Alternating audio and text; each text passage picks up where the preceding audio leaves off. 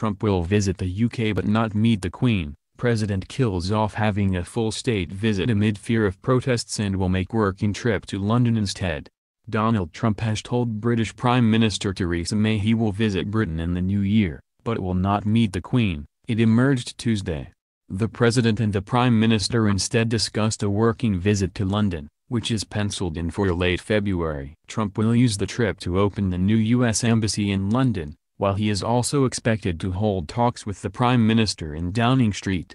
But a planned meeting with the Queen will not take place until he makes a full state visit, plans for which are on ice. The decision comes after months of questions over a state visit, which Mrs. May offered the President when they met at the White House after his inauguration.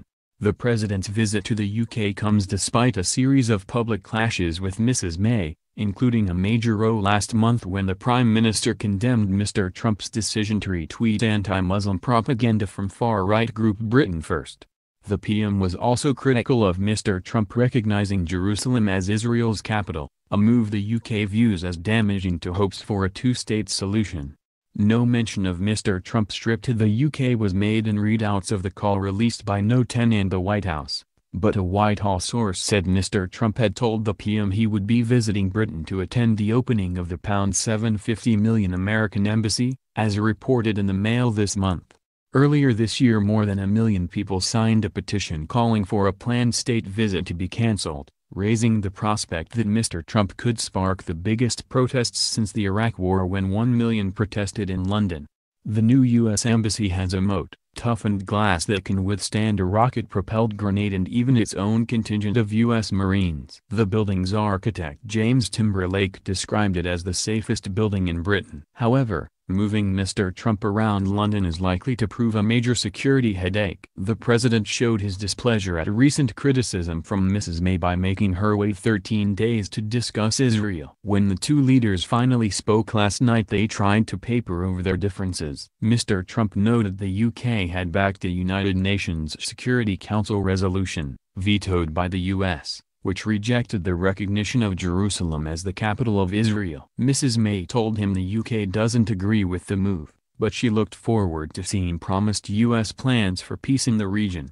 The Prime Minister made no mention of the Twitter row which sparked fresh calls for Mr. Trump to be banned from Britain. He had provoked a diplomatic rift last month when he retweeted 3 hate videos produced by Britain First. At the time, Mrs. May condemned his actions as wrong, leading him to hit back on Twitter, telling her, "Theresa May, don't focus on me, focus on the destructive radical Islamic terrorism that is taking place within the United Kingdom." Labour MP Barry Sheerman said any visit by Mr. Trump would spark unparalleled demonstrations in this country. The U.S. President pulled out of a planned state visit because of concerns about protests, but diplomats have decided it is untenable for Mr. Trump to indefinitely avoid visiting one of the U.S.'s closest allies. Government sources insisted last night's phone call had been pretty genial, with Mr. Trump said to have been interested in Mrs. May's Brexit breakthrough. No 10 said they had agreed on the importance of a swift post-Brexit trade deal. They also discussed Mr. Trump's plans for massive tax cuts in the U.S.,